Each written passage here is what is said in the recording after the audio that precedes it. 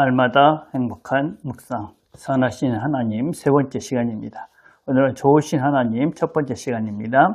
하나님 말씀은 시편 34편 1절부터 8절까지입니다. 다윗이 아비멜렉 앞에서 미친 척하다가 쫓겨나서 지은 시. 내가 여호와를 항상 송축하며 그를 송축함이 내 입에 계속하리로다. 내 영혼이 여호와를 자랑하리니 건고한 자가 이를 듣고 기뻐하리로다. 나와 함께 여호와를 광대하시다 하며 함께 그 이름을 높이세. 내가 여호와께 구하며 네게 응답하시고 내 모든 두려움에서 나를 건지셨도다.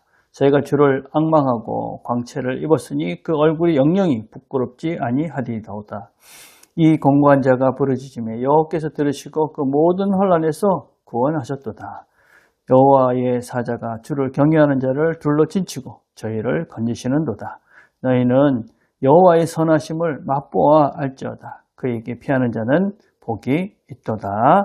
아멘. 자, 묵상님 1번입니다. 성경이 말하는 하나님과 내가 생각하는 하나님은 일치한다고 생각합니까? 왜 이것이 중요합니까? 내가 생각하는 그냥 내 생각으로만 만든 그 하나님은 진짜 하나님이 아니고 내가 만든 그런 하나님의 모습이기 때문에 올바른 하나님이 아닙니다.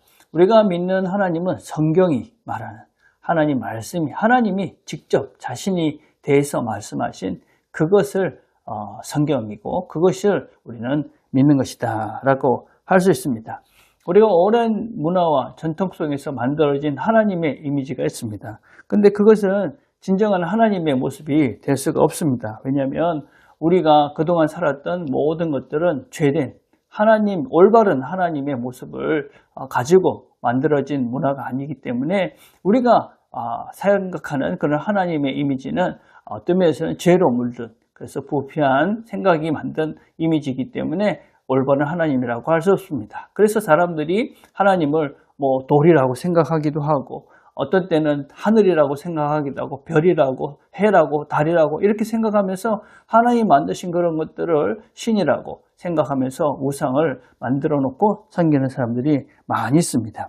우리가 바른 하나님을 알고 바른 삶을 살기 위해서는 바른 하나님을 아는 것이 대단히 중요하다. 그 바른 하나님은 당신이 하나님 자신이 이야기하신 그 성경 속에서 그분을 우리는 바르게 찾아갈 수 있다. 특별히 우리는 예수님의 모습 속에서 하나님의 모습을 바르게 찾아갈 수 있기 때문에 우리는 예수님의 모습을 잘 보는 것을 통해서 우리는 하나님에 대해서 바르게 알아갈 수 있다라고 할 수가 있습니다.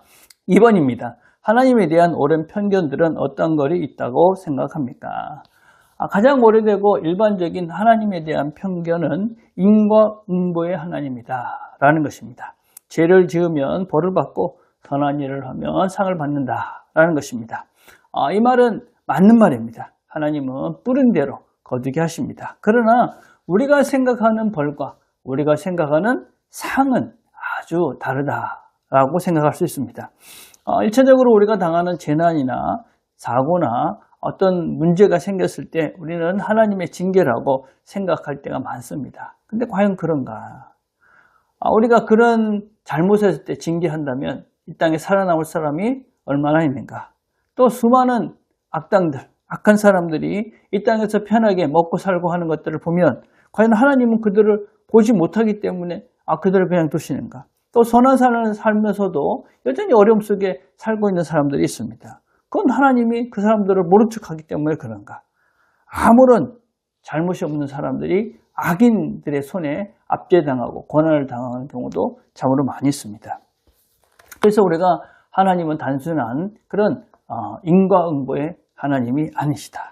하나님은 죄를 지었다고 우리에게 바로 벌을 내리시거나 징계하시는 분은 아니다. 또 그 말은 하나님은 내가 뭔가 선한 일을 했기 때문에 바로 상을 주시는 분이 아니다. 하나님은 어떤 분이냐 도대체? 하나님은 어떤 분이냐? 하나님은 마태복음 5장 45절에 이렇게 말합니다. 이같이 한즉 하늘에 계신 너의 아버지의 아들들이 되리니 이는 하나님이 그 해를 악인과 선인에게 비추게 하시며 비를 의로운 자와 불의한 자에게도 내리심이니라. 하나님은 선한 것을 모든 사람이 누리기를 원하시는 분이 바로 하나님이시다. 선한 삶, 그 사람이 성품이 선한 것이죠. 여러분, 하나님께서 우리 모두에게 선한 삶을 원하십니다. 성품이 선한 것, 선하다. 그것이 바로 하나님 주시는 복이죠. 가장 큰 복입니다. 그 사람은 이 땅에서도 존경을 받고 또 사람들이 그 사람들을 따릅니다. 바른 것을 추구하기 때문에 큰 평안과 큰 즐거움 가운데서 인생을 살아갑니다. 근데 악한 자들은 이 땅에서 누리는 안락함, 그런 것들은 누릴지 모릅니다. 그러나 악한 삶 자체가 징계이고 벌입니다. 죄책감, 외로움, 가책, 자기 혐오, 이런 것들 속에서 그냥 악을 저지르며 사는 것이죠. 그래서 하나님은 어떤 우리가 생각하는 그런 징계, 어떤 벌, 이런 차원이 아니라 하나님은 그분 자체가 선하시고 우리 모두가 그 선한 길을 가시기를 원하시는 분이다.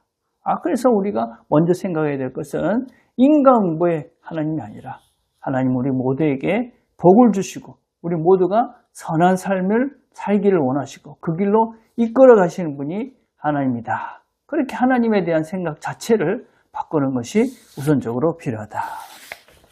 자, 3번입니다. 본문의 배경은 다윗이 아주 공경에 처했을 때 지은 시입니다. 그런데도 다윗은 하나님은 어떤 분이라고 고백하고 있습니까? 책 타이틀에 이렇게 되어 있습니다. 다윗이 아비멜렉 앞에서 미친 척하다가 쫓겨나서 지은 시. 여러분, 이 상황은 다윗이 아무런 잘못이 없는 사울이 다윗을 죽이려고 그렇게 쫓아다닙니다. 그것을 피하여 도망하다가 갈 데가 없어서 자기의 가장 큰 원수, 대적인 블레셋으로 숨어 들어갑니다. 여기서 아비멜렉이라는 말은 바로 이런 것 같이 왕이라는 그런 뜻입니다. 그 당시에 왕은 아기스였습니다. 그 앞에 가서 갔는데 사람들이 다윗을 알아본 것입니다. 그래서 그때서 침을 흘리면서 수염에 침을 묻히면서 그래 미친 척을 하고 겨우 그 위기에서 탈출하고 난 다음에 지은 시가 바로 이 시다라고 이야기하고 있습니다.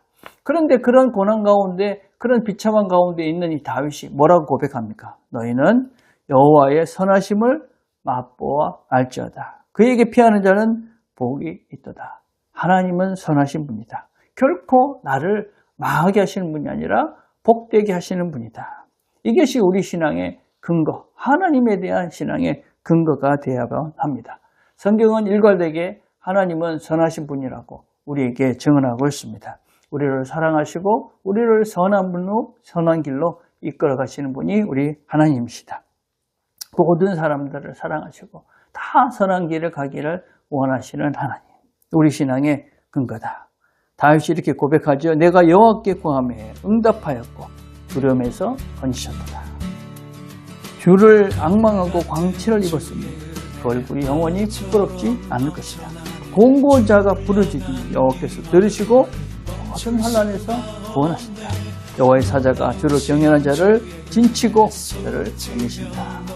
선한 하나님께서 우리를 건지시고 구하시고 이끌어가시고 복을 주십니다. 그 하나님이 우리가 믿고 있는 그 선하신 하나님입니다. 그래서 하나님에 대한 이 믿음으로 우리가 오늘도 하나님이 결코 나를 망한 길로 엉뚱한 길로 이끌으시는 게 아니라 선한 길로 복된 걸음으로 이끄신다. 그 믿음으로 오늘도 하나님 안에서 기쁨과 복된 걸음들을 걸어가는 우리 모두가 되기를 주님의 이름으로 축복을 드립니다. 기도하겠습니다.